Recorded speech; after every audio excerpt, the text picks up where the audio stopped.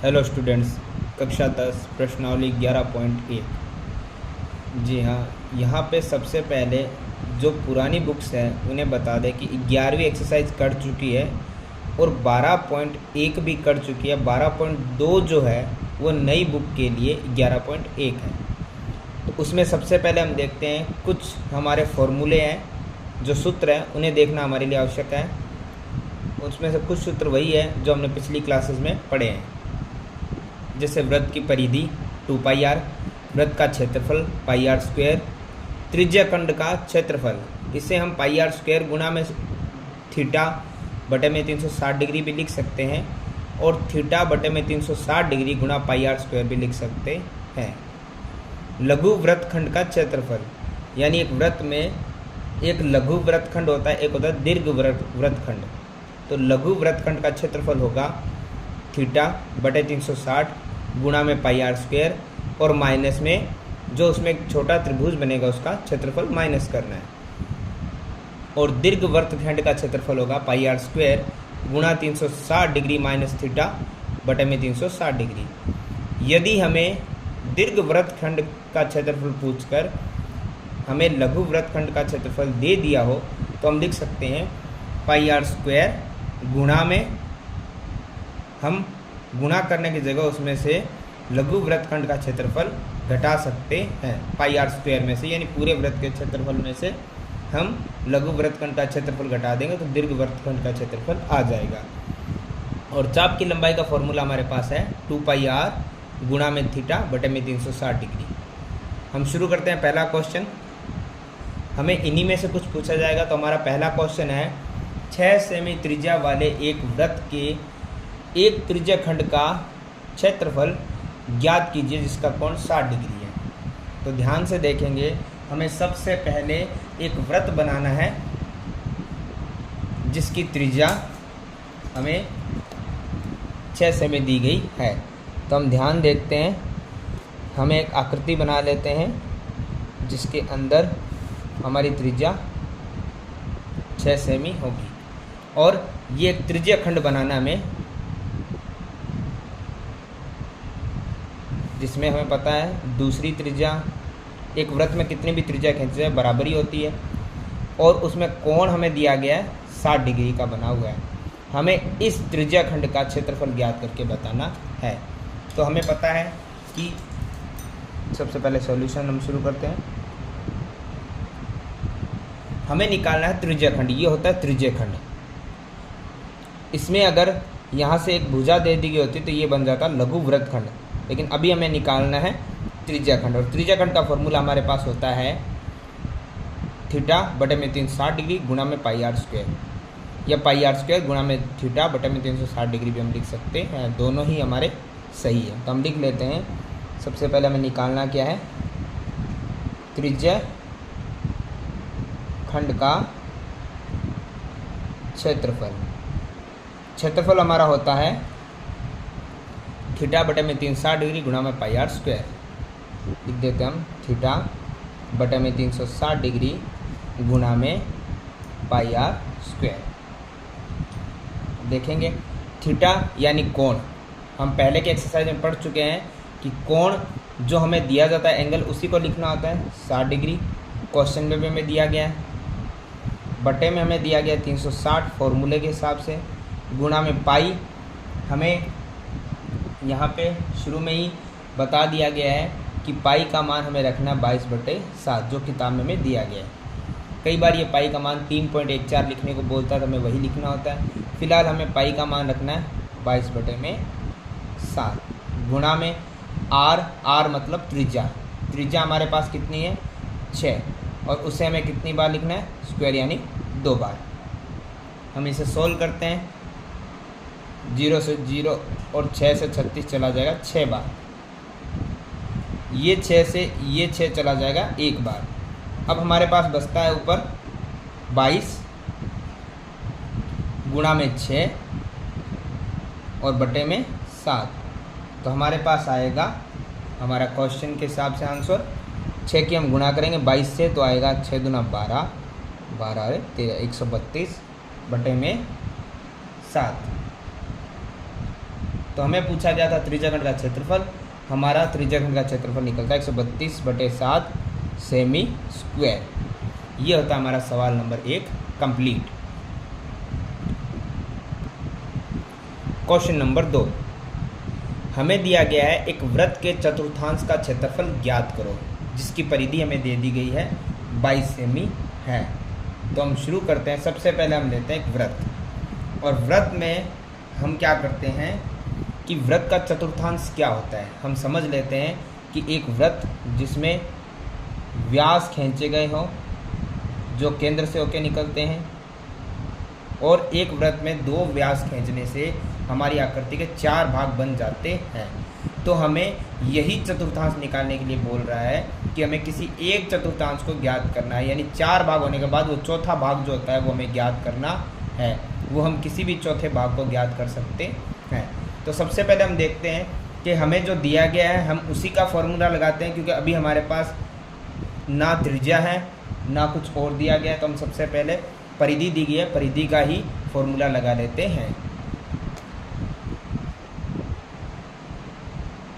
तो वृत्त की परिधि का फॉर्मूला हम पहली भी क्लासों में पढ़ के आए हैं, कक्षाओं में हमने पढ़ा है, और हमने इस बार भी बता दिया गया है। वृत्त की परिधि का फॉर्मूला होता है 2πr। 2 है, परिधि के नीचे हम परिधि लिखेंगे 22 बराबर 2 के नीचे 2, पाई का मान हमारे लिए अभी है 22/7, और गुणा में r हमें कहीं क्वेश्चन में दी गई नहीं है।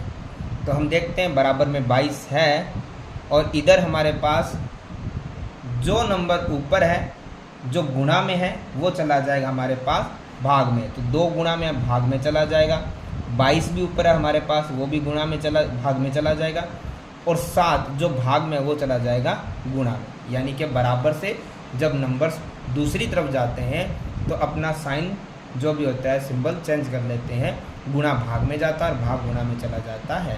अब बच्चा हमारे बराबर से इधर सिर्फ r यानी त्रिज्या। तो हम देखते हैं 22 से 22 हमारा चला गया, तो हमारे पास अब बचता है ऊपर से 7 और बटे में 2। 7/2 सेमी था, ये निकली हमारी r यानी त्रिज्या। लेकिन हमें निकालना था वृत्त के 1/4 का क्षेत्रफल निकालना था। तो सबसे पहले वृत्त है, ये वृत्त का क्षेत्रफल क्या होता है हम देख लेते हैं। वृत्त के चतुर्थांश का लिखते ज़रूर है, लेकिन उसका फॉर्मूला क्या था हम देख लेते हैं।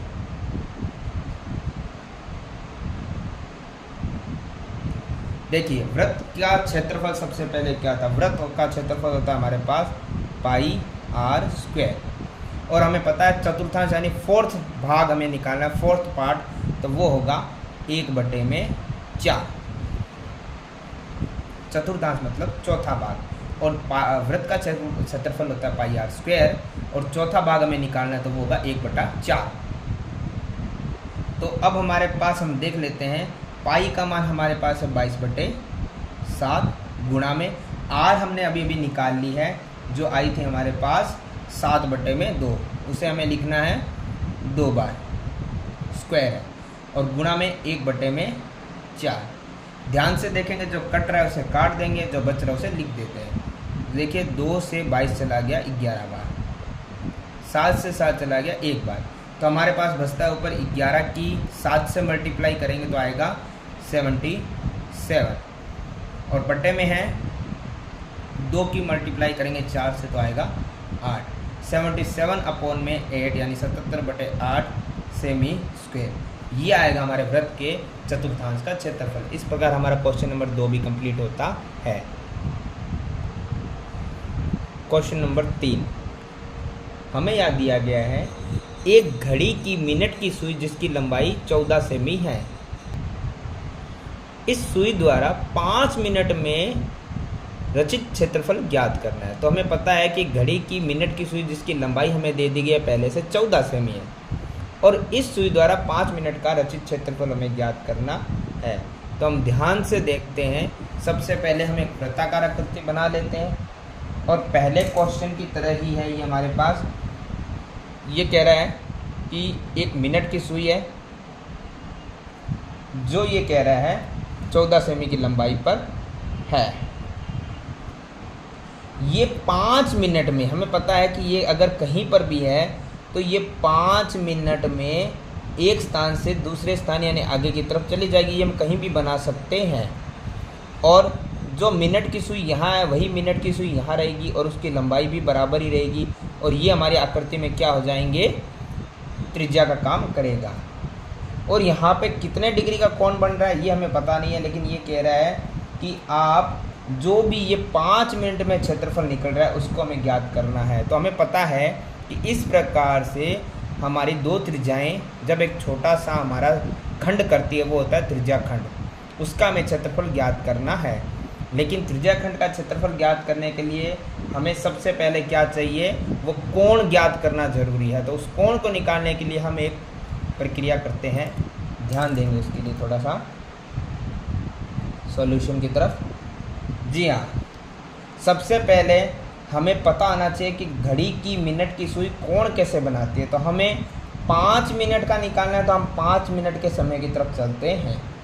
5 मिनट में बना कितना है कोण वो देख लेते हैं। यदि वो निकल जाएगा तो हमारे लिए ये चीज़ आसान हो जाएगी। तो 5 मिनट में जो कोण बनेगा उसके लिए देखते हैं। सबसे पहले 360 डिग्री तो हमेशा ही आएगा, और ये इसीलिए आएगा क्योंकि ये पूरी अगर इस वृत्ताकार आकृति का जो केंद्र से कोण बनता है वो 360 डिग्री का बनता है। बट्टे में 5 मिनट का हमें दिया गया है, लेकिन हमें 1 घंटे में जो ये सुई पूरा टर्न करके आती है मिनट की सुई, ये हमेशा कितना घूम जाती है, 60 मिनट। कितना घूम जाती है, 60 मिनट। और हमें निकालना कितने मिनट का है वो आप गुणा में लिख दीजिए। यहाँ 5 मिनट बोला, आपको 10, 15, 20 जितना ही बोले वो गुणा में रख दीजिए। 360 हमेशा रहेगा। 60 मिनट इसलिए रहेगा क्योंकि ये मिनट की सुई एक टर्न पूरा लेके आएगी तो 60 मिनट तो घूमेगी ही। और गुणा में जितने मिनट आपको पूछा है वो गुणा में रख दीजिए। अब इसको सॉल्व कर दीजिए। 0 से 0 चला गया, 6 से 36 चला गया, बचेगा 6 की गुणा 5 से करने पे आएगा 30। और ये डिग्री वैसे का वैसे, यानी 5 मिनट में जो घड़ी में मिनट की सुई कौन बनाएगी, वो बनाएगी 30 डिग्री का। तो अब हमें निकालना है पहले क्वेश्चन की तरह त्रिज्या खंड। तो हम देखते हैं 5 मिनट का ही पूछा तो हम लिख देते हैं 5 मिनट में बने त्रिज्या खंड का क्षेत्रफल। 5 मिनट हो चाहे 10 मिनट हो, त्रिज्या खंड का क्षेत्रफल का फॉर्मूला वही रहेगा जो हमने पहले देखा है, थीटा बटे में 360 डिग्री गुणा में पाई आर स्क्वायर। मैंने पहले ही बोला पाई आर स्क्वायर आप आगे भी लिख सकते हैं और गुणा में थीटा बटे 360 डिग्री पीछे भी लिख सकते हैं। तो थीटा जो आपने अभी निकाल लिया है 30 डिग्री, बटे में है 360 डिग्री, गुणा है और पाई का मान हमारे लिए जब तक ना बोला जाए 22/7 रहेगा, बोला जाए तो 3.14 लिख देंगे। गुणा में त्रिज्या हमें पता है जो मिनट की सुई पूरी केंद्र से परिधि तक आ रही वही इसकी त्रिज्या रहेगी और उसे हमें 2 बार लिखना है। अब जो कट रहा है उसे काट दीजिए, जो बचता है उसे लिख दीजिए। तो हम देखते हैं सबसे पहले हमारे पास यहाँ देखिएगा 0 से 0 कट रहा है, 3 से 36 कट रहा है 12 बार, 7 से 14 कट रहा है 2 बार और 2 से कट रहा है 12 6 बार और 22 11 बार। तो अब हमारे पास देखिएगा बचा है ऊपर 11, 2 से ध्यान दीजिएगा 6 भी कट रहा है, जो कट रहा है जब तक आप काट लीजिए नेक्स्ट लाइन में या अभी या कभी भी। तो ऊपर बचा हमारे पास 11 और गुणा में 14, बटे में हमारे पास बचा है 3। तो अब देखिएगा इसकी हमें करनी है मल्टीप्लाई यानी गुणा, तो गुणा हो जाएगा 154 और बटे में रहेगा 3 सेमी स्क्वायर। तो हमें 5 मिनट में त्रिज्या खंड में बने क्षेत्रफल को ज्ञात करना था, हमने ज्ञात कर लिया है।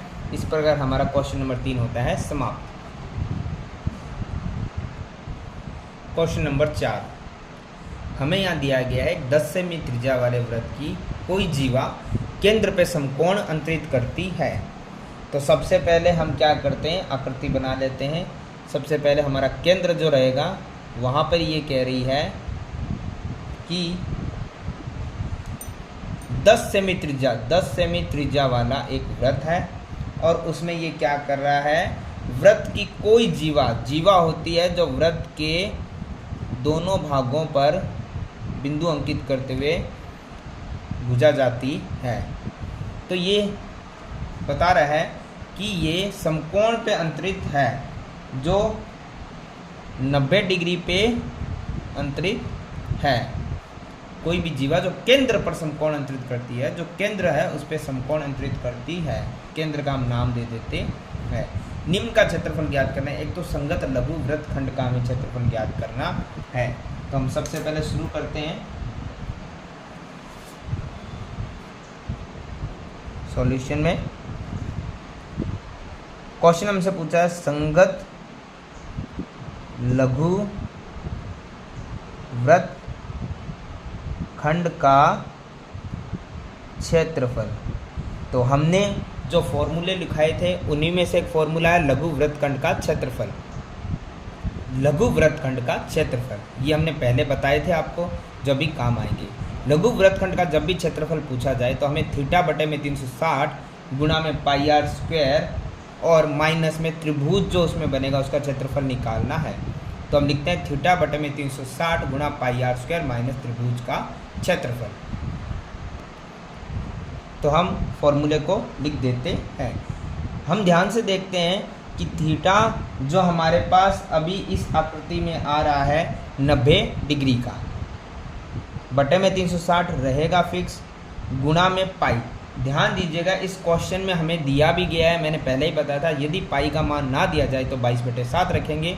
यदि बुक में आपको पाई का मान दे दिया जाए तो उसी प्रकार 3.14 हमें रखना पड़ेगा। तो हमें दिया गया संकेत पे, तो हम पाई की जगह 3.14 ही लिखेंगे, गुणा आर मतलब त्रिज्या जो हमें दी गई है। त्रिज्या कितनी है 10 सेमी, या क्वेश्चन में सबसे पहले ही दे दिया गया था तो 10, और त्रिज्या का करना है स्क्वायर, तो 10 को 2 बार लिख देंगे। माइनस त्रिभुज, ध्यान से देखेंगे हम यहाँ पर कुछ नाम अंकित कर लेते हैं ए बी। हमें पता है कि इसमें पूरा जो हमारा है उसमें से ये पूरा त्रिज्याखंड होता है, उसमें लघु वृत्तखंड हमें निकालना है। तो हम क्या करते हैं कि त्रिज्याखंड जो ये त्रिज्याखंड के फॉर्मूले में से हम हमारा त्रिभुज निकाल देते हैं, तो लघु वृत्तखंड ये होता है, ये हमारा लघु वृत्तखंड बचेगा, ये आ जाएगा। त्रिज्याखंड जो त्रिज्याखंड का फॉर्मूला हमने लगा दिया है। लघु वृत्तखंड में क्या होता है, त्रिज्याखंड में से त्रिभुज का क्षेत्रफल घटा लेते हैं, तो त्रिभुज हमारे पास बनता है AOB। हम यहाँ लिख सकते हैं जब भी आकृति का नाम आएगा। तो AOB का क्षेत्रफल क्या होता है, त्रिभुज का क्षेत्रफल होता है 1/2 गुणा आधार गुणा में ऊंचाई। ये सोल्व हो रहा है तो इसे हम सोल्व कर लेंगे, उसका मान हम बाद में रख लेंगे। तो ध्यान से देखेंगे 0 से 0 चला गया, 9 से चला गया 36, 4 बार। हमारे पास हम देखते हैं ये पॉइंट हटता है, तो बट्टे में पॉइंट के बाद जितनी संख्याएं हैं उतने 0 आ जाते हैं। अब ध्यान से देखेंगे 0 से 0 हमारे पास चला गया है। अभी एक बार हम ज़्यादा कुछ ना काटते हुए जितना कट गया उसे जो बचा उसे लिख लेते। तो 1 गुणा में, अब ये पॉइंट हट गया तो बचेगा 314, और यहाँ पे सब कट चुका है माइनस तक, बट्टे में बचा है 4, और ये 100 0 सारे कट चुके हैं, माइनस 1/2। अब ध्यान से देखते हैं आधार क्या है। हमें 90 डिग्री का एंगल यहाँ दिया गया था, तो हम इस आकृति को इस प्रकार समझ सकते हैं रफली। हमें पता है कि जिस प्रकार से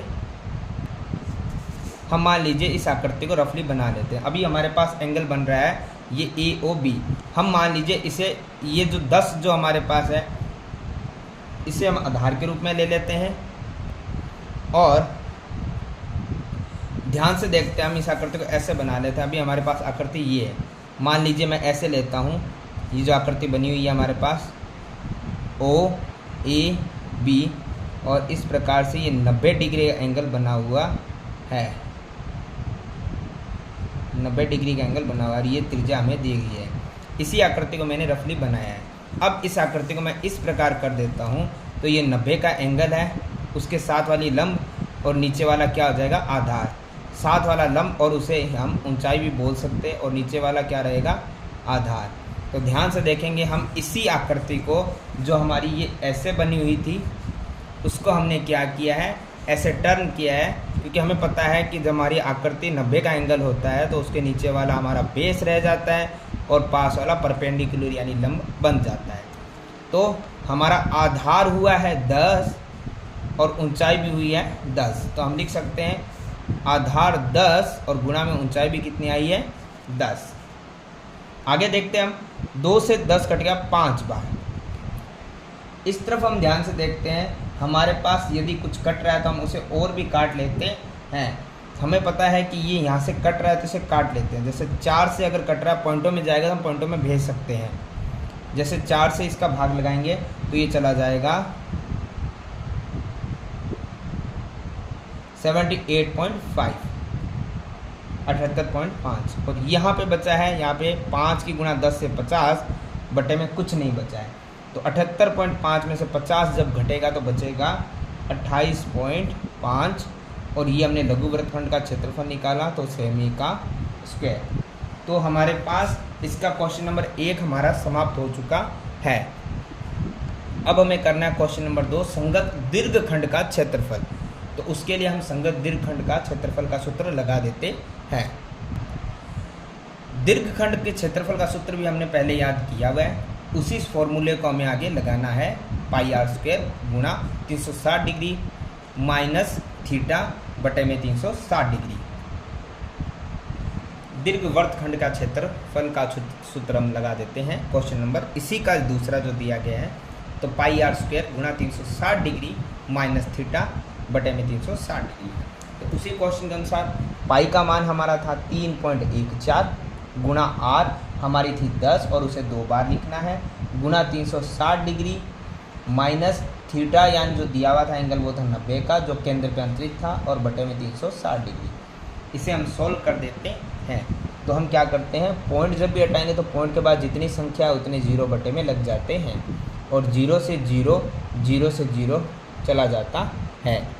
अब हमारे पास यहाँ पे जैसे हम देखते हैं हमारे पास क्या शेष बचा है उसे देख लेते हैं। यहाँ पे हमारे पास बचा है 314 बटे में हमारे पास कुछ नहीं बचा है, गुणा में यहाँ तक कुछ नहीं है। आगे देखते हैं 360 में से 90 माइनस हो रहा है तो बचेगा 270 डिग्री और बटे में 360 डिग्री। ये भी कट रहा है तो इसे काट लेते हैं, 0 से 0 चला जाएगा और ये चला जाएगा 9 की, माफ़ कीजिएगा, हाँ 9 की टेबल से चला जाएगा, 9 3 27 और 9 चौक 36। अब हमारे पास यहाँ पे बचा हुआ है 4 बटे में और 314 गुणा में 3। तो हम देखते हैं कोई मल्टीप्लाई हो रहा है तो उसे मल्टीप्लाई कर लेते हैं। 314 गुणा में 3 को मल्टीप्लाई यदि हम करेंगे तो आएगा 942 और बट्टे में बचेगा हमारा 4 का हमें क्या करना है, इसमें भाग देना है।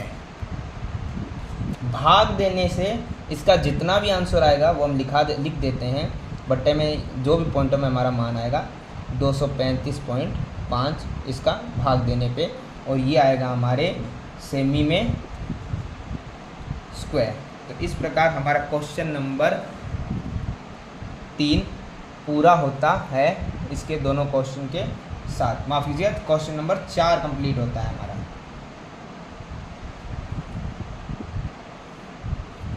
क्वेश्चन नंबर 5 हमें यहाँ दिया गया है त्रिज्या 21 सेमी वाले वृत्त का एक चाप केंद्र पर 60 का कोण अंतरित करता है। तो हमें चाप की लंबाई, क्वेश्चन नंबर 1, इसी में क्वेश्चन 2 चाप द्वारा बनाए गए त्रिज्याखंड का क्षेत्रफल और इसी में क्वेश्चन नंबर 3 संगत जीवा द्वारा बनाए गए वृत्तखंड का क्षेत्रफल ज्ञात करना है। तो हम सबसे पहले हमारी आकृति बना लेते हैं। हमारी आकृति कुछ इस प्रकार है कि हमें जो केंद्र है वहाँ से त्रिज्या जो कि हमें दी गई है 21 सेमी की है, 21 सेमी की त्रिज्या इस प्रकार है और उस पर कोण बन रहा है 60 डिग्री का, केंद्र पे कोण बन रहा है 60 डिग्री का। तो ये हमारा त्रिज्याखंड तैयार हो चुका है। अब हमें इसमें चाप की लंबाई निकालनी है, तो हम सबसे पहले चाप की लंबाई का फॉर्मूला लगा देते हैं और ये हमने पहले भी पढ़ा है। चाप की लंबाई का फॉर्मूला जो हमें याद रखना है, चाप की लंबाई जिसका फॉर्मूला था 2 पाई आर गुणा थीटा बटे में 360 डिग्री, यही हमें आगे लिखना है। फॉर्मूला हम लगाने के बाद उसका मान रख देते हैं। यहाँ पे है 2। पाई का मान, इसमें हमें कोई संकेत नहीं दिया गया है कि हमें पाई का मान 3.14 रखना है, तो संकेत जब ना दिया गया हो तो पाई का मान हमें 22/7 ही रखना है। गुणा आर, आर हमारे पास सबसे पहले ऊपर दी गई है, त्रिज्या 21 सेमी है, आर का मतलब होता है त्रिज्या। गुणा में थीटा यानी जो एंगल है वो हमें दे दिया गया, 60 डिग्री का कोण बना रहा है, तो हम 60 लिखेंगे बट्टे में 360, ये हमेशा रहेगा। तो हम देखते हैं कि हमारा इसमें सॉल्यूशन जो हो रहा है कि जो कट रहा है उसे काट देते, जो बच रहा है उसे रख देते। तो 7 से 21 चला गया 3 बार, थीटा से थीटा चला गया, और 6 से चला गया 36 6 बार। हम देखते हैं हमारे पास अब जो बचा है वो बचा है 2 गुणा में 22 गुणा में 3, और बटे में हमारे पास बचा है 6।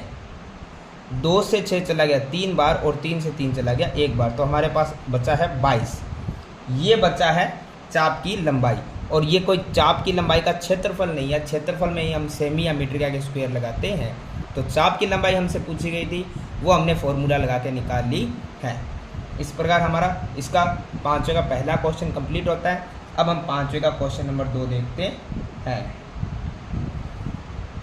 5वें में क्वेश्चन नंबर 2 हमें दिया गया है चाप द्वारा बनाए गए त्रिज्याखंड का क्षेत्रफल। तो त्रिज्याखंड का क्षेत्रफल, त्रिज्याखंड का क्षेत्रफल हमें याद हो चुका होगा, अन्यथा हम उसे याद करके लिख सकते हैं। थीटा बटे में 360 गुणा पाई आर स्क्वायर। थीटा जो हमें आकृति में दिया गया था 60 डिग्री बटे में 360 डिग्री, और गुणा में पाई का मान 22/7, क्योंकि 3.14 के लिए कोई निर्देश दिया गया नहीं है। और आर जो हमारे पास थी 21, हमें क्वेश्चन के शुरू में दे दी गई थी कि आर मतलब त्रिज्या। देखते हैं जो कट रहा है उसे काट देते हैं। 0 से 0 और 6 से 36 चला गया 6 बार, 7 से 21 चला गया 3 बार। हम ध्यान से देखते हैं हमारे पास क्या बचा, हमारे पास बचा है 22 गुणा में 3 गुणा में 21 बटे में बचा है 6। तो 3 से 6 कट गया हमारा 2 बार, और 2 से 22 कट गया 11 बार। तो हमारे पास बचा है अभी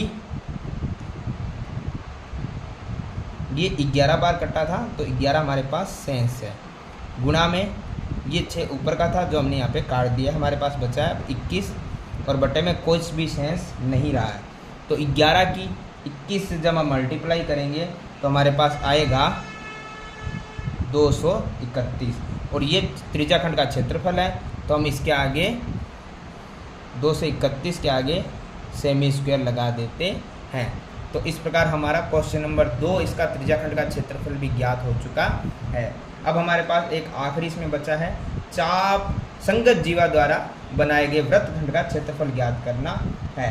तो हमें पता है कि वृत्तखंड किस प्रकार से निकलेगा, ये हमने पहले भी ज्ञात किया हुआ है। हमें पता है कि वृत्तखंड निकलता है जब भी कभी त्रिज्याखंड के अंदर एक सीधी जीवा डाल देते हैं तो त्रिज्याखंड की आकृति में एक त्रिभुज बन जाता है। तो हमें पूरे त्रिज्याखंड में से उस त्रिभुज को घटाने से जो ये वृत्तखंड होता है ये आ जाता है।